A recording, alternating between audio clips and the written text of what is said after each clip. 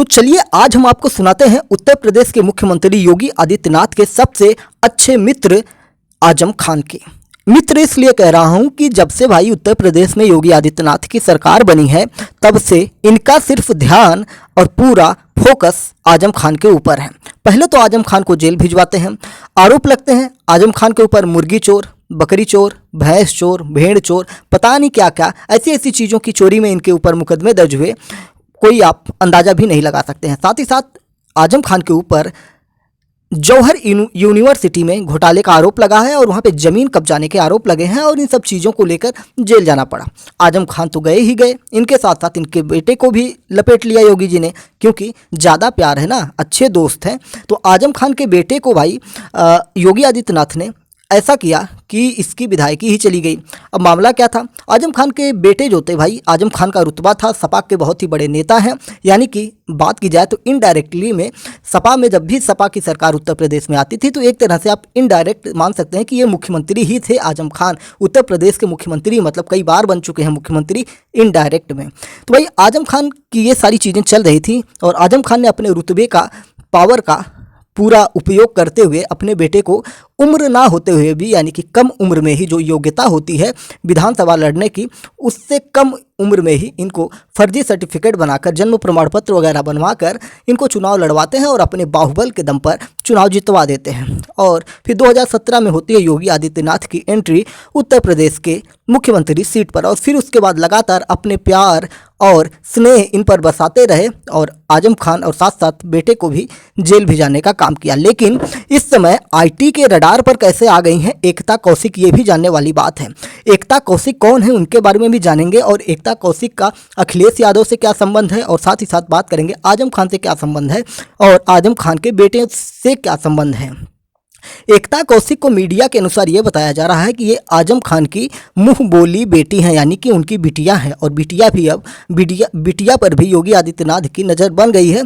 अगर आईटी के छापे पड़ रहे हैं तो यानी कि इसमें सरकार चाह रही है कि छापे पड़े। तो आइए जानते हैं पूरा मामला क्या है। बताया जा रहा है कि एकता ने आजम खान के बेटे अदीब के साथ पढ़ाई की है और अदीब की पत्नी के साथ भी उनकी दोस्ती है, यानी कि आजम खान के बेटे से भी इनकी दोस्ती है और इनकी बहू से भी इनकी दोस्ती है। वह आजम परिवार के हर कार्यक्रम में शामिल होती रही हैं। बीमार होने के बाद आजम खान का सबसे ज़्यादा देखभाल मेदांता अस्पताल में कौन कराया था, तो एकता अस्पताल में ही उनकी तीमारदारी करती रही, यानी कि उनकी देखभाल करती रहती थी। गाजियाबाद के राजनगर में रहने वाली एकता कौशिक आजकल चर्चा में है। समाजवादी पार्टी के वरिष्ठ नेता आजम खान एवं उनके परिवार से उनके करीबी रिश्ते होने की बात कही जा रही है। आयकर विभाग की टीम ने बुधवार को आजम खान और उनके अल जौहर ट्रस्ट एवं विश्वविद्यालय से जुड़े लोगों के ठिकानों पर लगातार छापेमारी की और उसमें एकता कौशिक भी शामिल हैं। तो इस प्रकार से आइए जानते हैं कि क्या है पूरा मामला। ये जो एकता कौशिक है ना, ऐसा बताया जा रहा है कि एकता ने आजम खान के बेटे अदीब के साथ पढ़ाई की है और अदीब की पत्नी के साथ भी उनकी दोस्ती है और मैंने ये चीज़ें आपको पहले बताई और वह आजम परिवार के कार्यक्रमों में शामिल होती रहती हैं, ये भी मैंने आपको बता दिया। आइए बात करते हैं मामला क्या था। आजम खान अल जौहर ट्रस्ट पर वित्तीय अनियमितताओं के आरोप लगे हैं, यानी कि वहाँ पर इन्होंने घोटाला किया है या गलत तरीके से काम किए हैं, इसके आरोप इन पर लगे हैं। इसलिए वह जांच में घेरे में रहते हैं और जांच एजेंसियां ट्रस्ट एवं विश्वविद्यालय से जुड़े लोगों की जांच कर रही हैं। एकता जौहर ट्रस्ट की सदस्य नहीं है, लेकिन कहा जाता है कि आजम खान ने ट्रस्ट की बड़ी जिम्मेदारी उन्हें ही दे रखी थी और वह ट्रस्ट एवं विश्वविद्यालय के कामकाज को देखती रहती हैं। कहा यह भी जा रहा है कि ट्रस्ट को मिली रकम में हेरा फेरी की गई है और ट्रस्ट का हिसाब किताब भी एकता देखा करती थी और यह भी खबर निकल रही है मीडिया स्रोत के अनुसार कि बीते एक महीने में एकता ने जगुआर, मर्सिडीज और BMW जैसी लग्जरी कारें खरीदी हैं। सब मीडिया की बातें हैं, बाकी सच्चाई आप खुद पता करिए। महंगी गाड़ियाँ कहाँ से खरीदी गई हैं, यही बात आईटी जानना चाहता है। आईटी यह जानना चाहता है कि आखिर एकता ने इतनी महंगी महंगी गाड़ियाँ कहाँ से खरीद ली। भाई एकता जी, आपने अगर पैसे बनाए थे तो सरकार चल रही है योगी आदित्यनाथ की और आपके अब्बू, यानी कि मुँह बोले अब्बू आजम खान और उनके आपके जो फ्रेंड हैं, उनके बेटे पर और भी लोगों पर लगातार योगी आदित्यनाथ प्यार बरसा रहे हैं 2017 से ही। तो आप क्यों पगलाई थी आपको इतनी गाड़ियों की क्या ज़रूरत थी? या भाई जब तक योगी आदित्यनाथ थे आपको भाड़े की गाड़ी में चलना चाहिए था, आपको तो बिल्कुल यूपी से भाग जाना चाहिए था। और आप तो खुलेआम दबंगई कर रही हैं, इतनी बड़ी बड़ी गाड़ियाँ खरीद रही हैं। तो आप क्या सोच रही हैं? जैसे जगुआर खरीद रही हैं, ये सब लाखों लाखों की गाड़ियाँ हैं, आम आदमी के बस की बात है। मर्सिडीज नाम सुनकर लोग भाग जाते हैं, BMW करोड़ों में जाती हैं, ऐसी गाड़ियाँ आप खरीद रही हैं। तो क्या आपको IT छोड़ेगा? और IT यही जानना चाह रही है कि ये गाड़ियाँ खरीदी कहाँ से जा रही हैं।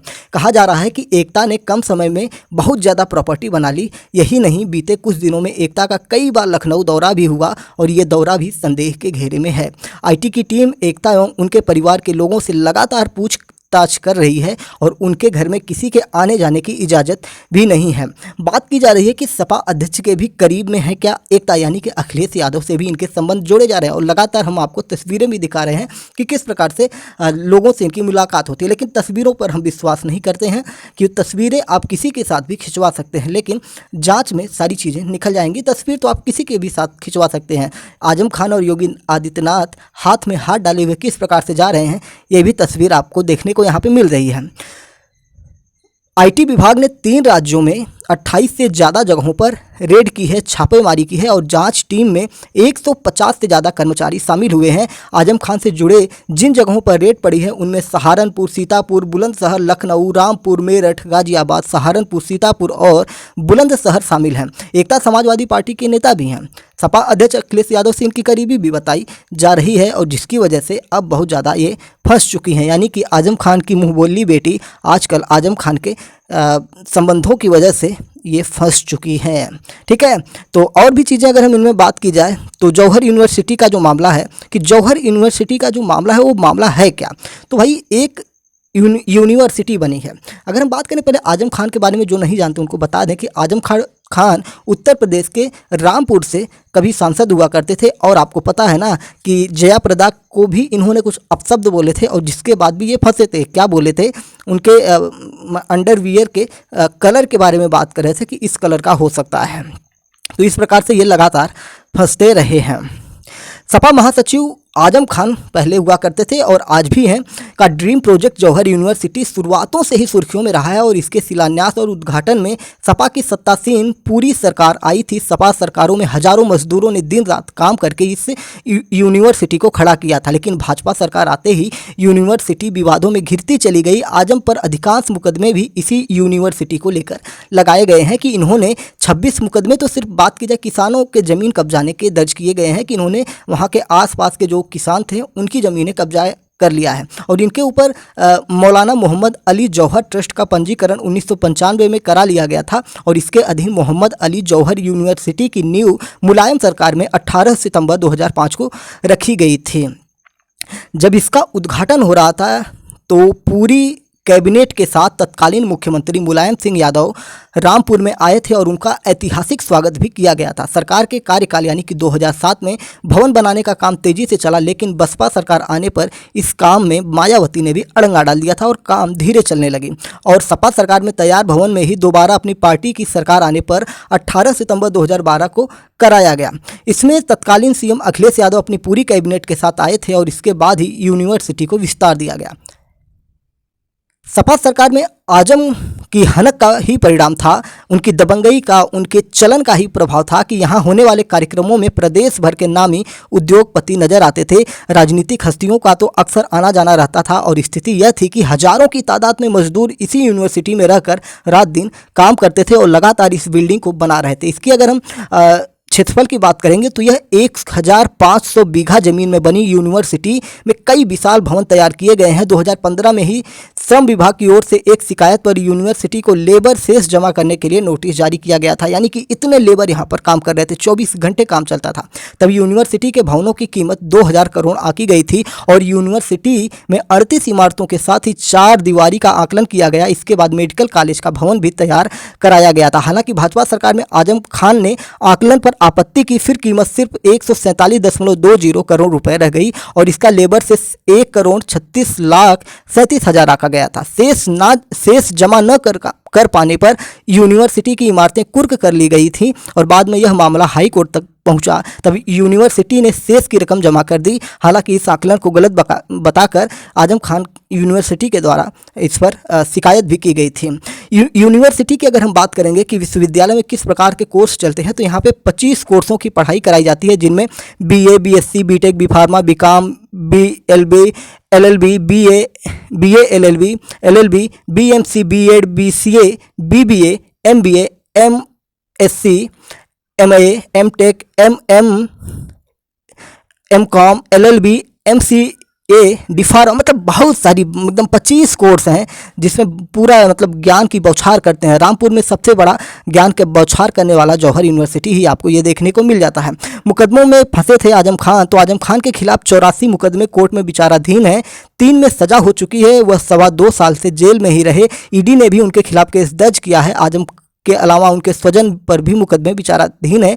इनके जितने भी नात रिश्तेदार हैं उन पर भी मुकदमे लगातार कायम होते रहे हैं। इतना प्यार योगी आदित्यनाथ का इनके ऊपर बरस रहा है। उनकी पत्नी पूर्व राज्यसभा सदस्य अजीन फातिमा पर 34, बेटे अब्दुल्ला आजम पर 43 और बड़े बेटे अदीब आजम पर 31 मुकदमे दर्ज किए गए हैं। हालांकि अगर हम बात करें तो आजम खान हमेशा से ये कहते रहे हैं कि योगी आदित्यनाथ हमसे बदला ले रहे हैं और हमको उस समय का बदला हमसे ले रहे हैं जब इनको मुलायम सिंह यादव ने उठवा लिया था और फिर ये जाकर लोकसभा में रोए थे, और वही बदला ये आज हमसे ले रहे हैं और उत्तर प्रदेश के सभी मुसलमानों से ले रहे हैं। तो ऐसी बातें करते रहते हैं, अपनी राजनीति करते रहते हैं, और योगी आदित्यनाथ को मुसलमान विरोधी भी बताने की कोशिश की जा सकती है। लेकिन 2019 के चुनाव में जब चुनाव हुआ, योगी आदित्यनाथ का लोकसभा का चुनाव हुआ था, तो उसमें भी योगी आदित्यनाथ ने अच्छा प्रदर्शन करते हुए नरेंद्र मोदी को जिताने का काम किया था। फिर उसके बाद इनकी जो नई सरकार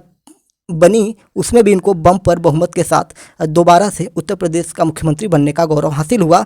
कितने भी आरोप लगाए गए, लेकिन जनता ने योगी आदित्यनाथ को ही मुख्यमंत्री के रूप में चुना। अगर मुद्दों की बात की जाए तो योगी आदित्यनाथ को सिर्फ 2-3 मुद्दे जो ज़्यादा थे उसको शूट किया गया। कट्टर हिंदुत्व, साथ ही साथ जो यहाँ पे बाहुबली कल्चर है, गुंडागर्दी है, अपराध है, उन पर नियंत्रण, इन सारी चीज़ों को लेकर हुआ।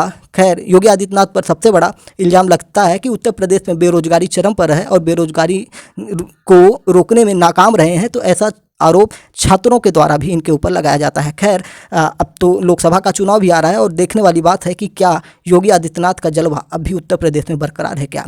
जय हिंद, नमस्कार, भारत माता की जय। चैनल पर नए हैं तो चैनल को सब्सक्राइब करके हमारे साथ जुड़ सकते हैं। डेली करंट अफेयर्स और देश दुनिया में क्या चल रहा है, भारत में क्या चल रहा है और दुनिया में क्या चल रहा है, सारी चीज़ें आपको पता चलती रहेंगी। तो चैनल को सब्सक्राइब करके हमारे साथ जुड़ जाइए।